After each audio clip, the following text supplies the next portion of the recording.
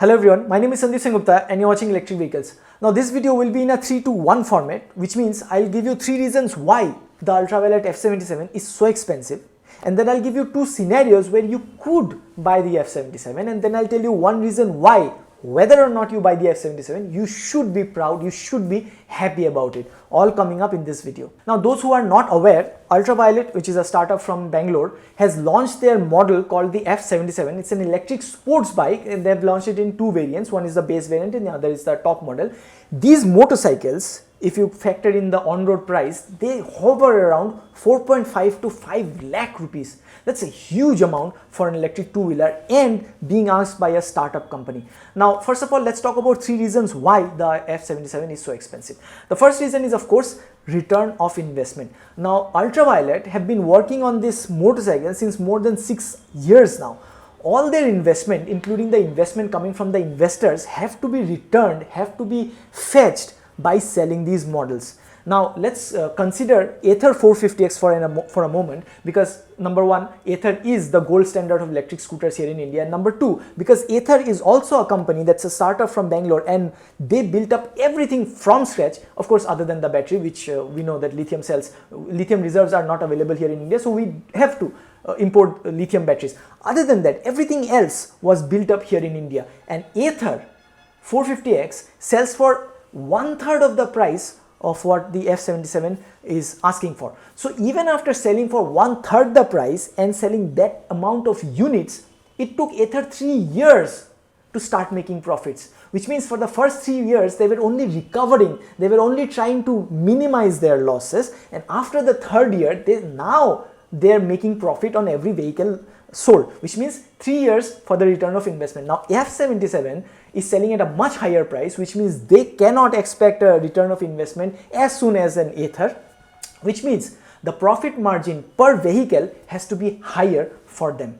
Now the second reason why the F77 is so expensive is, of course, the component cost. Now when we talk about components, we talk about, in an electric vehicle, we talk about a motor and a battery.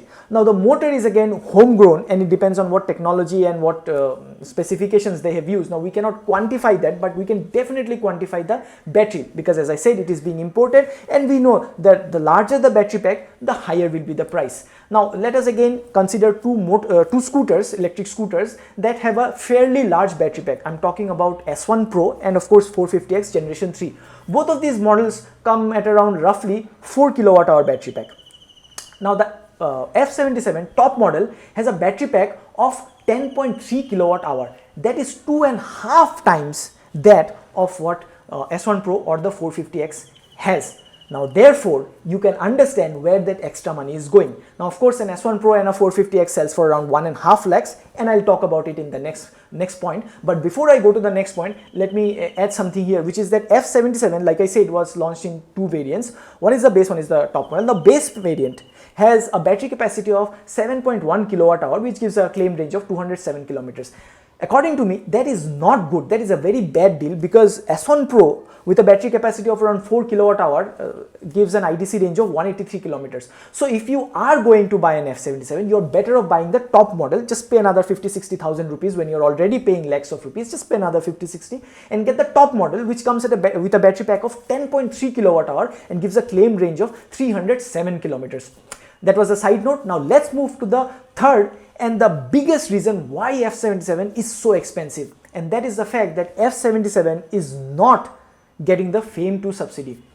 Now in the previous point I told you about S1 Pro and 450X, which comes at a on-road price of 1.5 lakh rupees. Now mind you, that is 1.5 lakhs because the government is giving a subsidy of around 55 to 60,000 rupees. If you factor in that, then S1 Pro and a 450X with a battery capacity of 4 kWh should be selling at around 2 lakh 10,000 rupees. Now suddenly the F77 with a 10.3 kWh without any subsidy selling at 5 lakh rupees, well, not cents per se, but you definitely understand where they are coming from. Now let's move to the second part of the video, where I tell you 2 scenarios where you could buy the F77. The first scenario is, of course, you are an enthusiast and you don't care about the money, in which case go ahead, sir. But the second scenario, when you want to think logically, you get your pen and paper, you do your mathematical calculations and you try to understand whether the F77 makes financial sense. Well, the ultraviolet people, they knew about this, and in their launch event they already did this for you.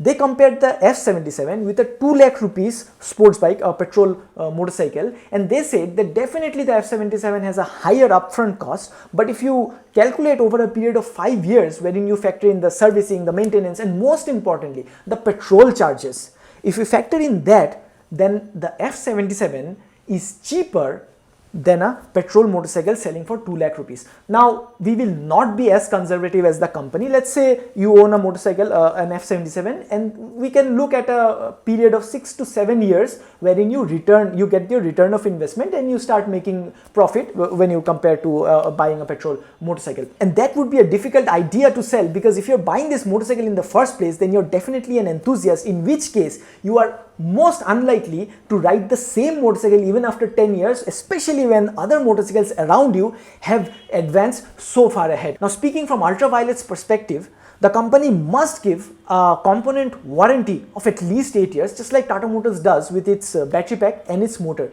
Because mind you, if in this 8-year period, if your battery pack dies and you have to change it, get a new one, then buying a new battery pack of that large capacity will be a financial disaster. Therefore, the least that the company can do to instill confidence, especially after charging that kind of money, is to give a warranty period of at least 8 years. Now, the last part of this video wherein I tell you that whether you buy the F77 or you don't, you should be happy and proud about it.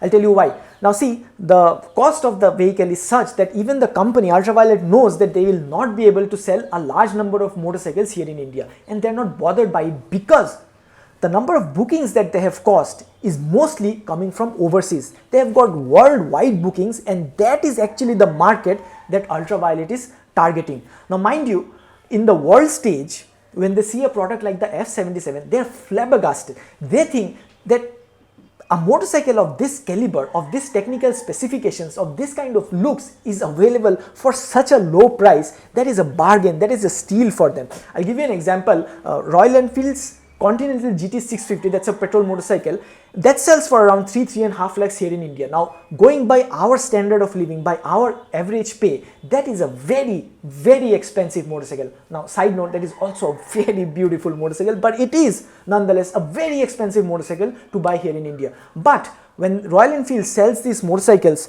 overseas, and they add in the transportation cost and the tax, duty and all, where definitely it costs much higher than it does here in India. Despite that, in the world stage, they consider the GT650 to be very nominally priced. They're surprised as to a motorcycle that has this kind of specification. Well, specification wise it's not very powerful, but then definitely the way it looks and the price segment that it fits in is something that takes the Western people by surprise. So definitely, by selling the F77 with such technical specifications and at such a price tag, what Ultraviolet is doing is that it is flexing India's engineering capabilities and its capacity to price a product right. What this will do is that it will attract a lot of foreign investors and foreign companies to come and set up their business here in India. And most importantly, just like Ather 450X, the success of Ultraviolet F77, a truly homegrown Indian company, will in turn motivate a lot of other companies in various sectors to make their products right here in India. So I believe Ultraviolet F77 is representing India at a world stage and definitely making us proud, and this is a proud moment for all Indians. This is my take on the F77. You let us know your thoughts in the comment section and do subscribe to this channel so we keep meeting again. Go green, go electric.